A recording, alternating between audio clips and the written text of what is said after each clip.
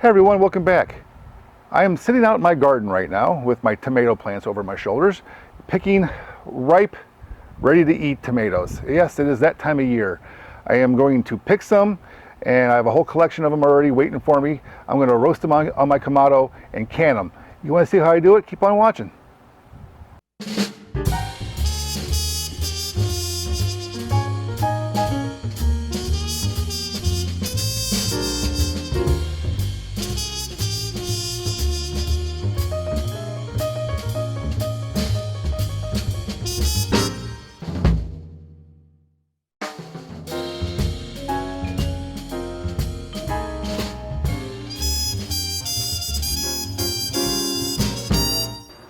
What you see here are all the tomatoes I'm going to can today. So I have a whole pile and a mixture from my garden. I have a variety here as well. I have Cherokee purples, some better boys, some romas, some San Marzanos, which are much better than romas. Good for making sauce with, even better than romas themselves. A bunch of cherry tomatoes, some grape tomatoes, and it's just a pile of from my garden, from different sources. So let's get going. I got a fire going in my Kamado here and at 2 points to get things moving a little quicker than normal with one fire starter cube, but that's okay. It's not part of the video. What I want to do is set up my Kamado for indirect roasting temperature. So to do this, I'm going to use my little accessory rack here. I'm going to put on both deflector plates, put on the rack, and just in case I need it, I'm going to add my expansion rack because I might have a couple levels worth of tomatoes here to go ahead and process. Close it up and get it up to about 400 degrees.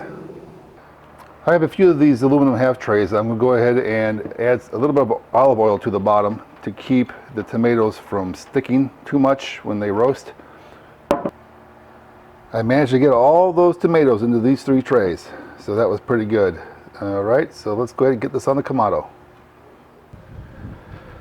I have my Kamado up to 400 degrees, so let's open this up and put on the trays. A little burping.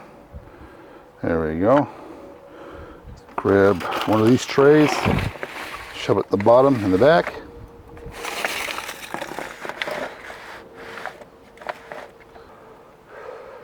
And then that one, just like that.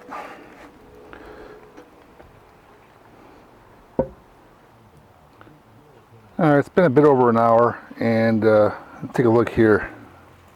It's looking pretty good. Pretty good. I'm going to let it simmer just a little bit longer though.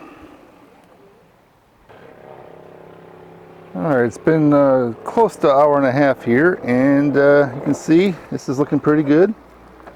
So let's see, this one looks pretty good. That one looks pretty good too. Alright, well, I think this is good enough for my purposes, so I'm going to go ahead and take these off. Now here they are up close, so you can see they're roasted pretty well. There's some blacky bits and wrinkled skins, a lot of liquid release, a lot of soft, tender roasted tomatoes. So these are ready for the next step. What you're looking at here is my stand mixer with 2 attachments attached to it in serial here.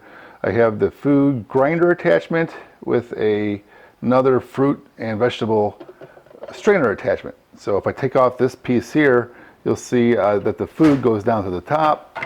The worm gear pushes it out into the strainer and keeps the seeds and the skins behind, and they shoot out the front here and into my hand or into the garbage can. And this little guide here is what keeps the juice sliding back in towards the middle of the pan, which I have down below.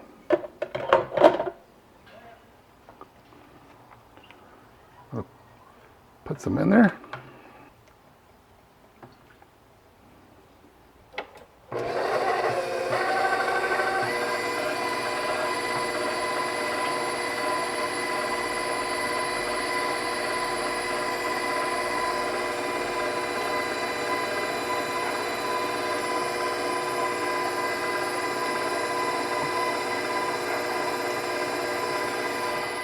Now the tomatoes have already been passed through one time, but these skins and a little bit of meat and flesh that are left over still have some more juice to give. So I want to go and put all those skins I caught in the little light blue container back through here again and squeeze out even more juice.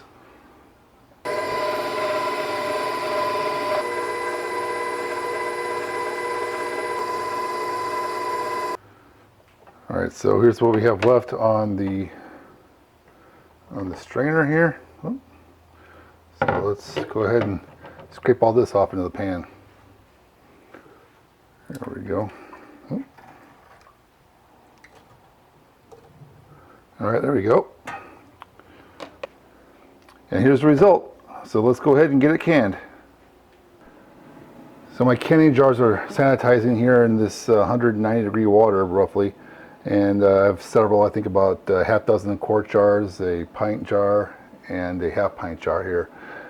Just make sure I can get it all topped up. So let's go ahead and get these things canned. Here's my sauce on the stove, heating up over a fire as well. It had cooled off and I'm heating it back up again. All right, first step is to drain this thing as hot as it is. Use a pair of tongs like this. Don't use your hands. That's really hot. Then I add in 2 tablespoons of lemon juice. And then I'm going to ladle in some of the tomato sauce.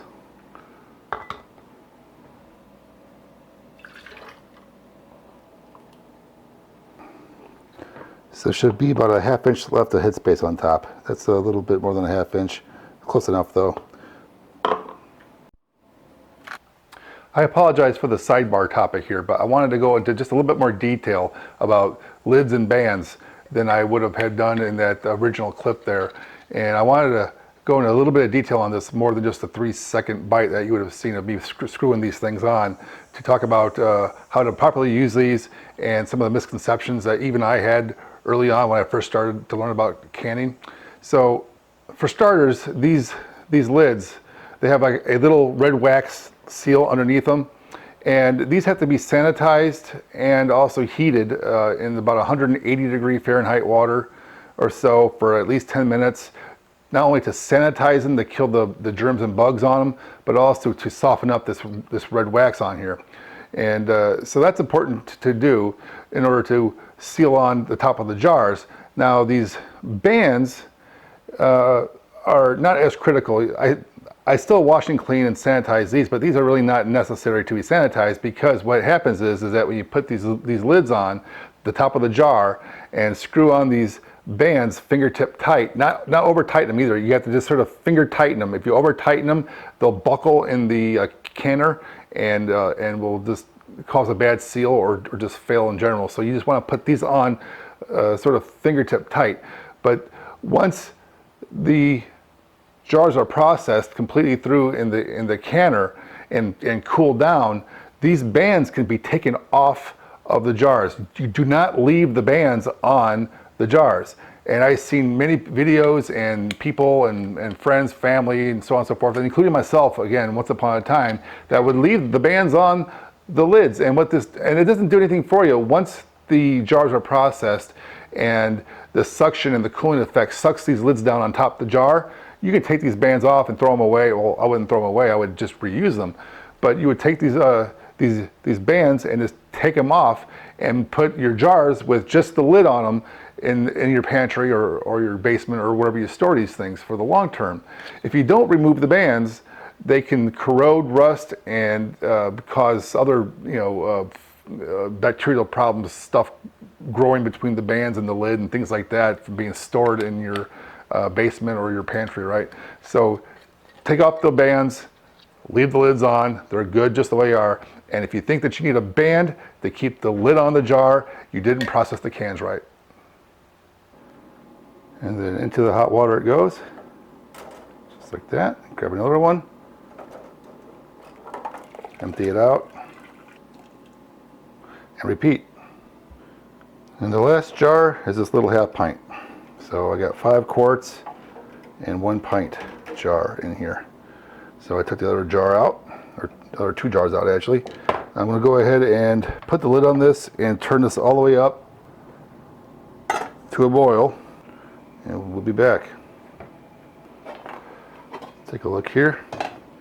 All right, it's just starting to boil now. So I'm going to start processing these per the instructions I have, about 35 minutes for the pints, which I have a half pint, so probably the same time for half pint, and 40 minutes for the quarts. So we'll be back in about 35 to 40 minutes.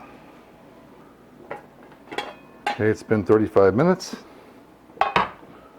Let's pull out the little half pint in here.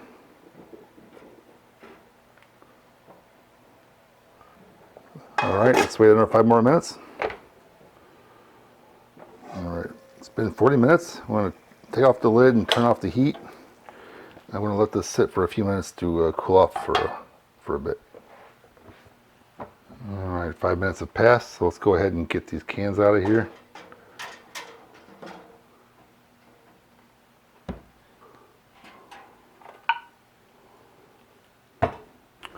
And here's the result. 5 quarts and a half pint worth of processed tomatoes. I already took the bands off them. They've cooled down. This is the following day, by the way. Otherwise I wouldn't be doing this because these would still be really hot. So there you go. So all those tomatoes turn into what you see here. And I'll be doing this probably several more times over the next month or so while the rest of my garden yields some more ripe tomatoes. And that's what it takes to can tomatoes. So I hope you liked it. This is my first pass this season at it. I got several more batches to do for the next month and a half or so while my garden continues to ripen. And I'll have a whole pantry full of these jars of tomato sauce, which is a good thing because the winters here in northern Illinois can be kind of crappy. So I'll have nice canned fire roasted tomatoes to brighten my day and my mood through these cold, dark winter months coming up. And there's nothing like having a jar of this sauce to add to a chili or pasta sauce or a soup at all. So it does definitely make it worth the effort now to do these things today. All right, so if you like this video, like my channel, please subscribe if you haven't already. Like this video if you like it. Please comment below, let me know what you think. And if you haven't yet, check out my Facebook page, my Twitter feed, and my website if you haven't done that yet as well. And I'll talk to you all next time. Thanks for watching. Thanks for watching. Be sure to check out other videos on my YouTube channel, and don't forget to subscribe.